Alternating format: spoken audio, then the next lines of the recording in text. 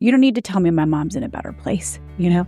You don't need to tell me that, she's out of her suffering. I feel like my grief I feel like I've been carrying around like a 500-pound anchor. I don't know what to do with it. And I know what you're going to tell me, but I still need... What am I going to tell you? You're probably going to tell me that I don't need to do anything with it. But it feels like I read the quote, I don't know what to do with this kind of pain. What do we do with it? We don't do anything with it alone. Now, this is really, really important. Grief is a relational process.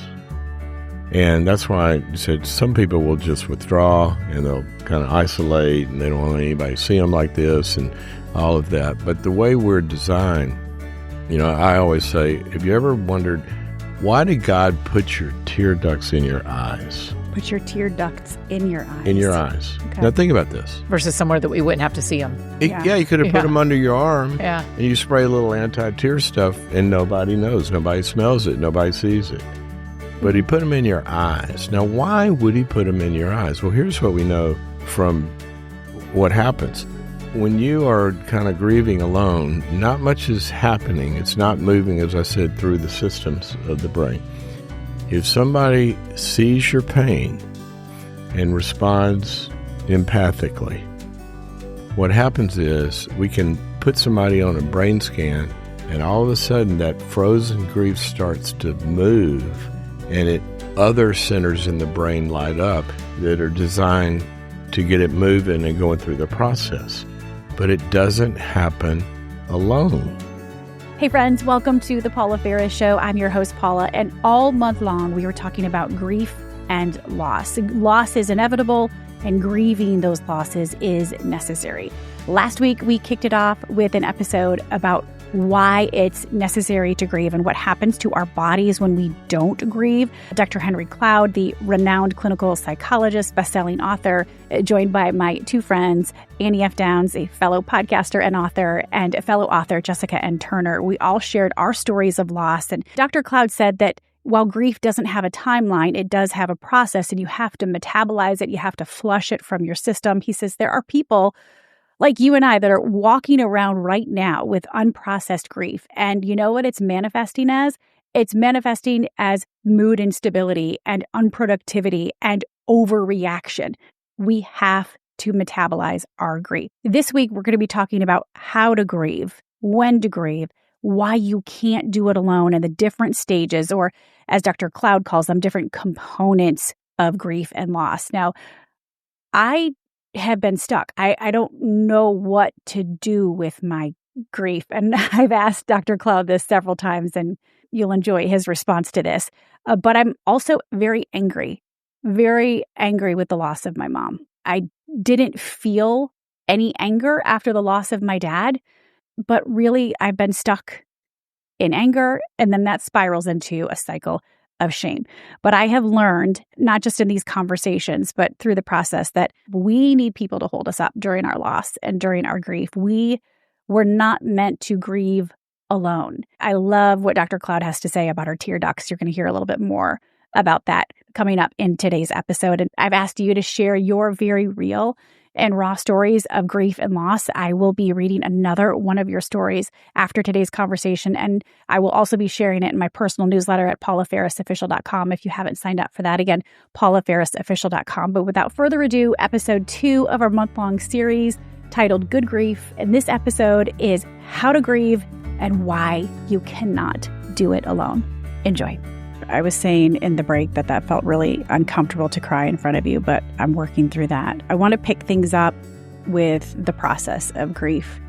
Henry, you said grief has a process, and it's time plus the right work is going to heal all things. So how do we grieve? When do we grieve? What do we do with our grief? Tell us about the process. You hate it when I ask you what to do with, because I've said, what do I do with my grief? I don't know what to do with it. And you say, what do you tell me when I say that? Well, you try to spray some Clorox on it, just wipe it away. I do. It doesn't work that way. Yeah, me too. Spray it enough, man. Right. Well, the thing about, the way you phrase that is good to start, because you say, what do we do with it? We don't do anything with it alone. Now, this is really, really important. If I said to you, okay, I'm going to teach you to be a trapeze artist, right? And we look out there and, the trapeze artist is swinging on one and they let go of one, Terrifying. but they grab the other, Yes. right?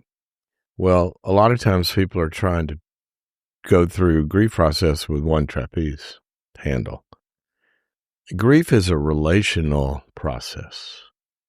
And that's why I said some people will just withdraw and they'll kind of isolate and they don't want anybody to see them like this and all of that. But the way we're designed, I always say, have you ever wondered, why did God put your tear ducts in your eyes? Put your tear ducts in your eyes. In your eyes. Okay. Now think about this. Versus somewhere that we wouldn't have to see them. Yeah. You could have put them under your arm Yeah. and you spray a little anti-tear stuff and nobody knows. Nobody smells it. Nobody sees it. But he put them in your eyes. Now, why would he put them in your eyes? Well, here's what we know from what happens. When you are kind of grieving alone, not much is happening. It's not moving, as I said, through the systems of the brain.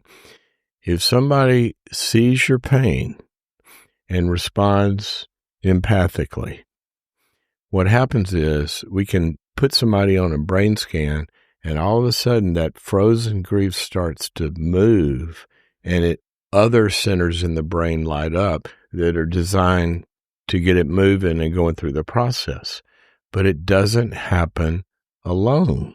What about sitting in silence? I know some people, I have a friend who's suffered deep loss and she's wanting to just sit in silence. Great. Okay. But is she sitting in isolated silence? Wow. And this is what I mean by that. Okay. There's a difference between isolation and solitude. Solitude is when somebody spends some time with themselves, but they're not on the planet in an isolated state.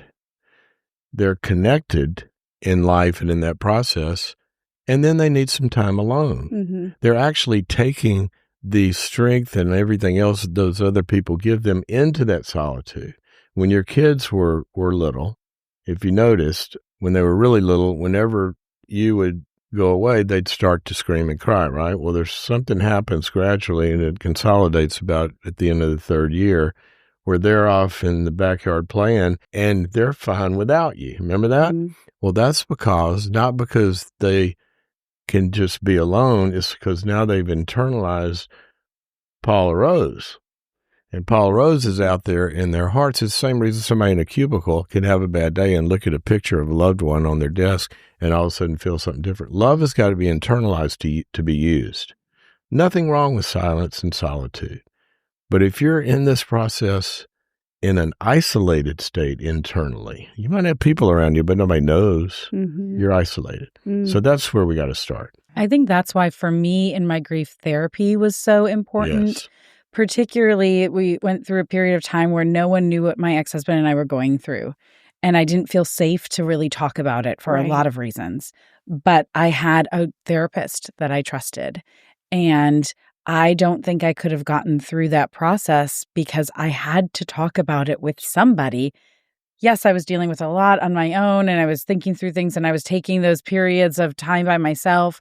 But it was working through that with somebody else that I could trust, that could provide some wisdom and some guidance that really helped me in some of those early months of that grief. Right. Mm-hmm. It's the difference between a private life and a secret life, right? That's Like right. we don't want to have a secret life in our grief, but it's okay to have a private life when you're That's right. grieving. Yeah. Mm-hmm. I don't even think of that word. I mean, we're too explicit here, but your privates, Mm-hmm.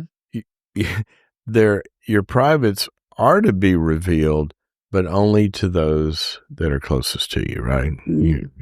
You've got a spouse, right? Well, they get to see your privates, but the community does it. Yeah. And if you go to, I love the story of the Garden of Eden, because what happened when they lost relationship is they covered themselves with the loincloth, right? And the fig leaves. Mm-hmm. And interesting that the biblical word for know is used to talk about sex. Abraham knew Sarah. You know someone in the biblical sense. Mm-hmm. What that means is the private parts of your soul still have to be known. Even though they're private, there are some people you don't want to share your grief with. Right. Yeah. You do not want to because they're to your word not safe. Right. Yeah. That's an interesting point. So who do we share our grief with? But really, like, what's the process? Where do I start? Is there a beginning point to the process? Because I know there's not an end, because grief is not necessarily We'll linear. come back to whether there's an end. Yeah. In a very real sense, there is an end. Okay. Okay. But the beginning is, I mean, what happens when somebody dies? Immediately, the community, the closest people, the private people, they descend on that house. And they're doing a few things. When you talk about that, one of the things they're doing, the first thing they're doing is providing their presence. Mm-hmm. That's the big word. If somebody is present, now somebody can be with you in the room and not be present. Mm-hmm. Do they have emotional attunement to your pain? Do you feel that they're with you? Are they trying to negate it? Are they trying to get you out of it? Are they don't worry, he's in a better place now, or some kind of I can't denial stand it when people stuff? say that. I mean, and I probably used to say it, but it feels so trite and unhelpful. Well, he's in a better place, but I'm in misery. Yeah. Okay, that doesn't help me, right?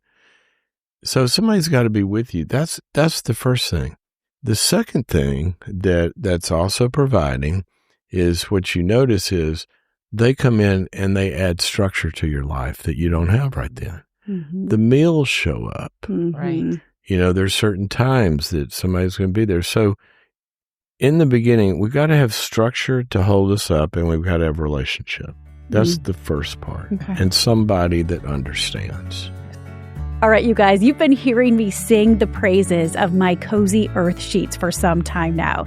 And I've got one question for you if you haven't purchased a set yet. What are you waiting for?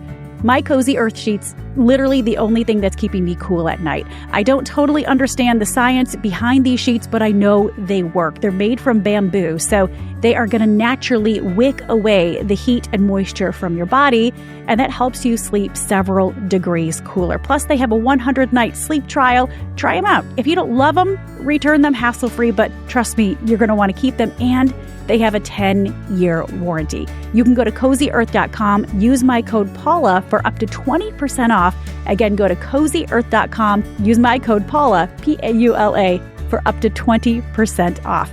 Because home isn't just where you live, it's how you feel. Let's go home with Cozy Earth and sleep cooler. Something that I'll add to that, because it was a really gradual adding of people as I began to share my story, and something my immediate family, like my parents, my sister, they were not even in the first or second or third group of people that I told. And the reason why that was because I knew that they were going to experience grief that I wasn't going to be able to carry because I was so fragile myself. Right. And so we also have to pay attention to, can the person that I'm sharing this help me carry it, or am I going to have to help carry them? And if I'm going to have to help carry them, then they probably aren't the person that I should be processing at least some of this with. And so I think that's really important to pay attention to as well when you're discerning who to share. You're going to grieve together, but they can't, like you're saying, really carry yours if they're carrying their own. That's it's right. the same reason when I went through all that, I was taking care of extended family, but I needed to find a shrink that wasn't a stakeholder in Mark's life or my parents' life. Yeah. And then they could really be there for me. That's right. Mm-hmm. Yeah, it amazes me as a person who has also been around grief. Like, we've also grieved with people. Mm-hmm. I had so many opinions and so many thoughts that I would share so freely until it was me. And then I was like, man, everyone else knows exactly what I should do right now. Mm-hmm. I don't know what I should do, but everyone else knows what I should do in this grieving process. And they don't all agree. So they're all telling me how to grieve, and they don't all agree. And you're managing everyone else's feelings and grief. And so it has changed me on the friend side to grieve, because Absolutely. I'm like, listen, I wish you well. I'm not going to tell you anything that I think. I love you. Can I watch a movie with you? Can I bring you, a burrito? Mm-hmm. I can help, but you're not going to hear my thoughts, because that does not serve. And that's a good point, because one of the most helpful questions is, what do you need? Mm-hmm. But I would sometimes you don't know. But yeah, I don't. Sometimes they don't, but at least they know that you know and want to be there. I think the people that showed up for us just showed up because I didn't know what we needed. They just said, I'm bringing you a casserole. I'm bringing you dinner tonight. Right. So for anybody listening, like, how do you help somebody that's grieving? Just show up. Okay, Paul, I had the opposite experience. Really? People started showing up and I was like, this is not what I need. Yeah, but- Really? I do not need people in my house. That is not what I need. Yeah, but you're the girl that doesn't want anybody to see you Not crying, necessarily Yeah. show up and linger, but show up with food. Oh, yeah. Because I had a family of 5 to feed. Yeah, You know what that's I mean, right. too? That's Like, different. I mean, my people need to eat. But I think And- it's also knowing your friend who's grieving and That's going true. like, I'll send a text first. Because when people would Yes. show up at my door, I'd be like, I've been laying on my couch crying for 3 hours. Yes. I don't have a bra on. I haven't put a lick of makeup on. What, you and your family just showed up? Yeah. Like, that's, to me, that never felt like love. That felt like more things I had to manage. I Yeah. bet One thing now that I you was would doing- define it as love. I was gonna- Maybe. Not. It was kind. Mm-hmm. It but- was kind, but but there was a- But let me put it this way: we feel most loved when people see all of us, and so it's a more powerful expression of love to be seen in all of who you are than just the makeup girl. Yeah. Yeah. Yeah. I That's think- right. I think that there's truth to that. I was going to add that I felt like my grief was a burden to my friends. Like if I Uh-huh. was calling you and I was going to start crying, I knew I was going to start crying. I remember being where you were, where I couldn't say I'm getting divorced without crying. Yeah. And that was going to be a burden to them. I didn't want to like start their day as I was driving to work crying in their ear. Like they have enough to deal with. And then I flipped it on its head and realized if any person that I loved called me in sorrow, Uh-huh. I would consider that such an honor to sit with them. Yeah. Yeah. Yeah. Yeah. And I didn't have anyone say, Jessica, this is too much for me to handle. I'm too busy today to be there for you. Everybody was like, thank you for sharing this with me. Yes. Thank you for trusting me with this. Thank you for knowing that I am safe. Mm-hmm. And so Thank you for letting me in. thank you for letting me in. And so if somebody listening to this thinks that their grief is too much for somebody in their life, not in the way that I described earlier, where like they're going to enter this and can't carry it, but I just would encourage that person to pause and recognize that the people that love them Yes. for all of Yes. themselves, Yes. not just the pretty made up having it all together person. And just sometimes sitting in silence. Like, you don't need to tell me my mom's in a better place. You know, you don't need to tell me that, she's out of her suffering. You just need to just sit with me. And that's just being able Presence. to sit with me, the presence, not doing it in isolation. I feel like my grief is, I feel like I've been carrying around like a 500-pound anchor. I don't know what to do with it. And I know what you're going to tell me, but I still need. What am I going to tell you? You're probably going to tell me that I don't need to do anything with it. But it feels No, I like wasn't I gonna say read the that. quote that said, I was not going to say that. I read a quote that said, grief is love with nowhere to go. I don't know what to do with this kind of pain. Well, the first thing that, and if I can I share a little bit about times Absolutely. I've talked to you? Yes. We just ran into each other at a conference, and we just started talking. And you were talking about this a little bit, and I was just listening. I mean, you can tell your side of it, but I was just listening. Asking a few questions, made a few comments or whatever. As we were standing there were a lot of people around. We're standing in a dinner, and what happened? It started to come out, right? Mm-hmm. Well, what were you doing? What do I need to do with this? What you were doing, the first thing you were doing was you were with somebody that really was with you. I do care about you. And when you felt that, and we had a little safe little place there, we weren't right in front of anybody, but you got in a little bit of a safe place and you got with somebody and you just started to let the grief do its work. What you were doing was you were tending to the garden. In other words, providing the right setting and the right, you were kind of tilling the soil. But the grief will do its work. It knows how to come out. A lot of times we don't like it when it starts to come out. Mm-hmm. But that's the first thing is you've got to get in a safe place with some safe bodies with you. And you just got to let it come out, and they will help bring it out. Yeah. Okay. Yeah. Instead of being with somebody who helps you get away from it. Right. That's why it's, I mean, as you provided said, it's it's not relational. overwhelming. It's relational. There are, And you were talking. yeah, I was talking to a trusted person, opening up, which has been very therapeutic just to talk about it, because I don't like to talk about it because then I start crying, and crying feels like weakness.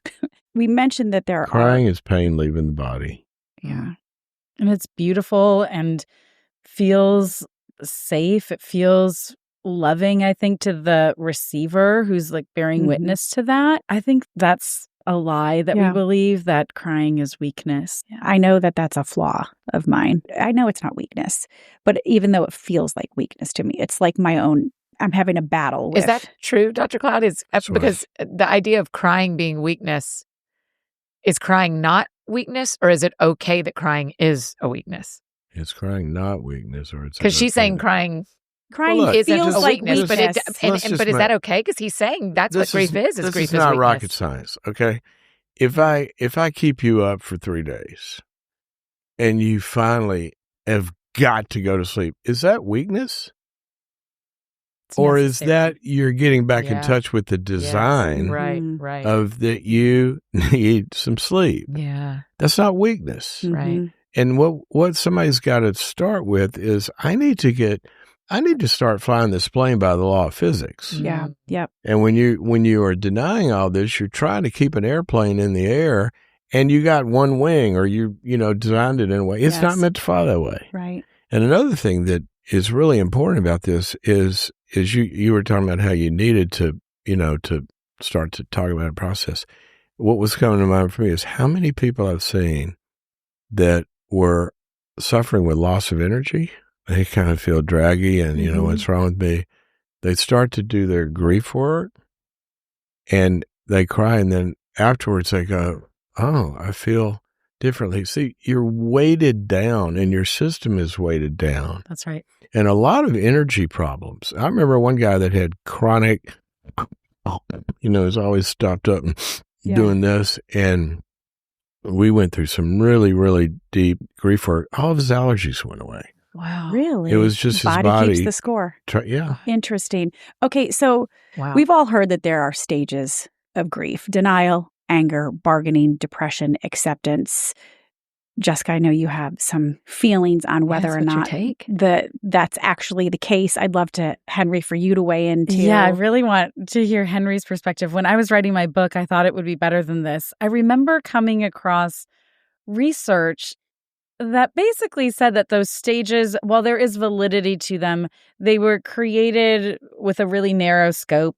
I think the scope had to do with death. It was death and dying, Kubler-Ross. Thank you. Wow. Right. And that now we have a much broader understanding of disappointment and grief. And it is not that linear. You see the little Instagram memes of, grief looks like a ball of yarn, and that it isn't 5 clear stages or 6 clear stages, whatever it is. And that really resonated with me. I was like, yes, that's true. Like, I think that I have done a ton of work around the grief of my marriage ending. I'm in a very different place. I feel very healthy. I feel very happy. But every once in a while, something will pop up. And I don't think that means, gosh, I haven't totally gone through all those stages. I just think that's the normal way you live when you have gone through a major grief or disappointment. But Henry, speak to this. Tell me if I'm totally off base. Clinical psychologist take on this. Well, there was this, there's this linear map, like you said. First it's denial, and then the protest. And there's, let's make this simple. Substitute stages for components. That's right. That makes sense, There right? are all of these components will come up, but it's not going to be in a linear process. There's a good reason for that, because we let go of things at the moment at which we feel strong enough to let go. Mm-hmm. Now, one of the things that makes us strong enough in the beginning is somebody's empathy. You feel held so you can let go. All right. Well, you're going to go through time, and sometimes it may be quite a while for some people, that you find yourself 3 years later, all of a sudden you start talking about that person and all this stuff comes up that is really a good part of processing the sadness, right? And you're going, I thought I was past that. Well, it's a component that you had worked with, but now probably you're getting at a place where it's safe enough to even let go of that piece of it. What do you mean by components? Well, like, what are those components? Okay, so you got the denial. I'm a visual person, so paint this picture. How about this? Oh my gosh. All right, now what happened? I just jumped out of my chair. You jumped out of your chair, but there was a moment before you jumped where you were trying to figure out what's happening, and then your system jumped. Yes. Denial. Okay. See, denial is there because something hits us. It takes some amount of time to realize what hit me. Mm-hmm. And that's what we can call denial, because I don't know what's happening, and it overwhelms us. So you got denial. Then you got protest. How many times you seen a drama on TV, and, it's in the ICU, and somebody's, and you can see through the glass, and the loved one comes in, and they say, what happened? And they get the news, he's gone. And what immediately happens? No. Yeah. That's protest. Okay. Yeah. See, grief is something that's not supposed to happen. And when it does, we're going to fight. No, that can't. No, this isn't. No. So that's protest. Protest is just, I don't want this. Yes. So that's going to be a component of it. Okay. And then what happens is, hopefully, we realize no matter how much we protest and keep putting the paddles on, they're not coming back. And protest begins to go, God, this is real. And once it's real, then we go into the sadness and the letting go process. And you go into the letting go process, and there's some comfort to that. And then acceptance.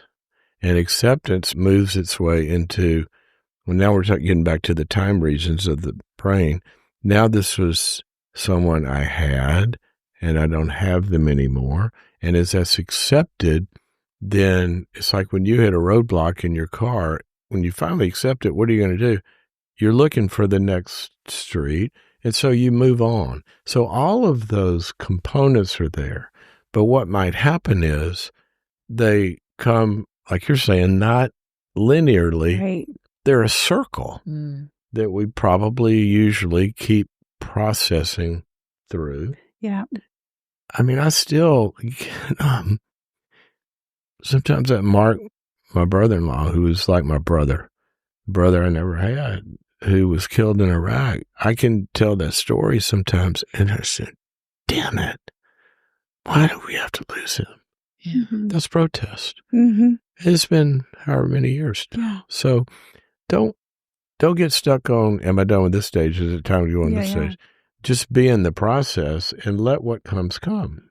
I don't know where you guys are on stages, and we'll wrap this up in a second, but I feel very much like I'm angry. I've accepted it. I haven't protested it, but I have felt a lot of anger. Well, anger is protest. Okay. I didn't feel anger when my dad died, but I felt a lot of anger. And then there's shame around that. I'm angry that I've lost my parents, both of them in my 40s.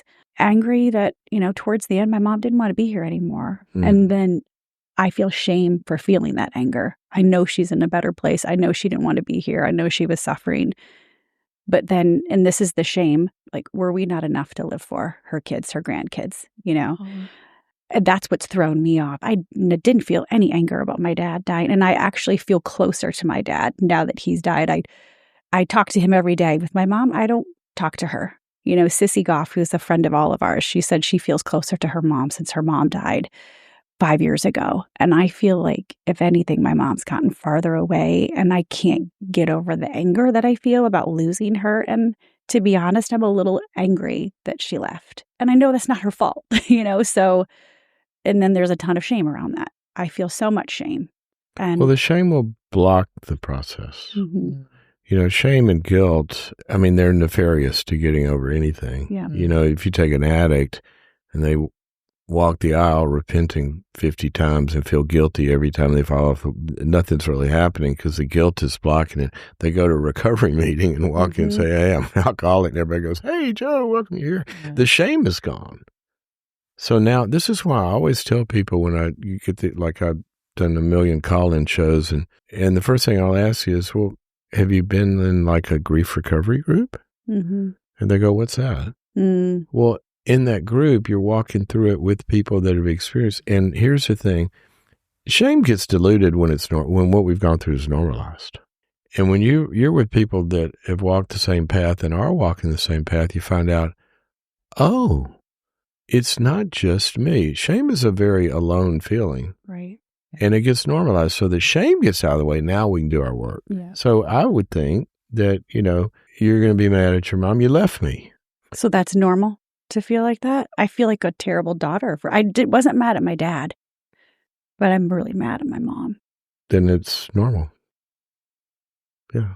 And that needs to be expressed without the instant spanking that comes in your head that shuts it down. Mm-hmm. But I shouldn't feel, let's get rid of all that.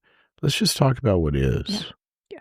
Mm-hmm. Grief, you can almost sum up grief by saying it is what it is, and you need to let it be what it is. Mm-hmm. Now, at some point, after it's been, and it goes, and we can talk about that at some point, if it goes on forever, that's what we call complicated bereavement. And something is stopping that. Yeah. Anything you want to add before we pick up the next episode? Very quickly, I'll say the week that TJ died, the week before, I tore my MCL in my knee at our friend Rachel Cruz's house. I tore my MCL, and a friend of mine blew up his life and blew up his family all in the same week. Oh, my God. And I remember my most anger was with God. I remember laying in bed the night I tore my knee up at Rachel's house. And I said to Jesus, you have got 9 hours till I have to walk. And I can't do the life you've handed me on 2 legs. I for sure can't do it on 1. And that's who I was. I mean, in all of this, in all my grief, I have always been the most angry that, especially, I remember that night laying there with my knee up on a pillow, and I was like, I don't know who you think I am, but I am incapable of what you've just invited me to. So you got 9 hours, fix it. Oh, and I woke up and I started walking. I was like, it works. And then it didn't. Mm-hmm. And ended up having surgery a month later. But to me, it is so that the anger part. It's huge. Yeah, it really defined me and God for a while. Yeah. In a way that was important in the long run. Yeah. Okay, can I just say something about that? Sir. If you read the book of Job, he lost his health, he lost his wealth, he lost his family, all of his kids. Lost the respect of the community, call it his career. And he starts to protest this, right? What do his friends do? They come do what the bad friends do. They try to talk him out of it. Yeah. And even blame him for some of it. I'm so bad. And then he says to them, I wish your wisdom were silenced. In other words, shut up. You're not helping. Yeah. Says you're worthless counselors. Yeah. But then what does God do for, I don't know, 20 chapters? Job just rants. God doesn't say a word. He just listens to all that. Yeah. Wow. Until finally at the end, he comes in and gives the answer we don't ever want to hear. No answer, except you got to trust me. So there's not a lot of answers. Why I did this? Why? Why would block everything? And all God did was sit with him, and his anger was okay. Yeah. It was okay. Yeah. Thanks for sharing that, Amy. Yeah. I know that's tough. So we'll pick it up the next episode. Are we ever the same after grief? I'm going to be sharing a story from one of you in just a moment, your story about grief and loss. But my takeaways are this. Number 1, don't grieve on your own. You need people to hold you up. Someone has to be with you when you grieve. Even if you want to grieve in silence, someone needs to sit with you in silence. But a safe space with safe people, trusted people. And those people that you grieve with will provide some structure. You need structure at this point. So again, don't grieve on your own. Grieve with people. They will provide that structure. As Jessica said, she went to a grief recovery group. I didn't even think to look into that. And I have since been looking at grief recovery groups in my area, hoping to join one, because I think that's going to help just grieving with trusted people who are kind of sharing and feeling the same sort of grief that I'm experiencing. So number 1, don't grieve on your own. Number 2, if you don't grieve, you're going to be weighed down. You're going to have a loss of energy. You're going to feel draggy. But if you do, you're going to cry and you're going to feel differently afterwards. I mean, you may have noticed I lose it a couple of times in these episodes, but every time I talk about it and I, again, flush it from my system, I physiologically feel lighter and better just having shared it and flushing that from my system. I don't feel as weighed down. But again, it weighs your system down if you do not metabolize it. Number 3, you're not a burden when you share your grief and your loss with someone else. If anything, as Jessica mentioned in this episode, they feel honored that you shared something so deep and personal with them. And if you're on the other side of that, if you're the one sitting with someone who has loss and who is grieving, you don't have to say anything. Just sit with them. Let them know that it's an honor just to be there. You don't even have to say anything. But again, people who are grieving need people next to them, trusted people to help support them and prop them up and give them structure. And my last takeaway is that shame blocks the process. I admitted, and I felt shame even admitting it to you, that I have been angry, stuck in a vicious cycle of anger since Mom died. I didn't feel that anger when Dad passed, but I'm angry that I lost both of my parents in my 40s. I'm angry that my mom didn't want to be here anymore. And I don't blame her. She was suffering. She wasn't feeling well. But then I feel shame for feeling the anger, and shame will block the process, which is necessary. Again, grief doesn't have a timeline, but it does have a process. I want to share the story with Kelly. Kelly shared this with me. It is her story of grief and loss. She says, "Hi, Paula. My husband and I were planning to become foster parents. We were certified in late June this year. We were so excited to get our first placement and begin our parenting journey. But my dad, who I'm very close with, had been battling a rare form of blood cancer for 7 years and was in remission for the 3rd time and doing well. But then at the beginning of June, around the same time that we were planning to become foster parents and we became certified, he was diagnosed with a secondary terminal cancer that has no cure. We were initially told he might have 7 to 12 months, but he declined rapidly and passed away less than a month after his diagnosis. And only a few weeks after we got our certification, I'm dealing with that loss and now trying to comprehend becoming a parent for the first time. We don't have biological children without having one of my parents around. We've decided to put off foster care for now, but I'm looking forward to the upcoming series and thinking and praying for you as you go through your own journey of healing." Kelly, thank you. And again, we're all experiencing some form of loss of a loved one, loss of a marriage, loss of a dream. Kelly's experiencing loss on a myriad of levels, the loss of her father and the loss of a dream of becoming a foster parent. So again, we are all in this together, and all month long I will be sharing your stories of grief and loss, but there is so much hope. There is so much healing. So next week, as we continue our month-long series on good grief, are we ever the same after grief? Are we ever the same? We'll dive into that, and I'll see you next week as we keep talking about it. See you then. I know you guys thought you were done with me, but not quite yet. I have one more thing to tell you about. If you're watching on YouTube or you're listening on your favorite podcast platform, don't forget to subscribe to the show. I don't want you to miss a single beat or a single conversation. And remember, my DMs are always open. Tell me what you want to talk about.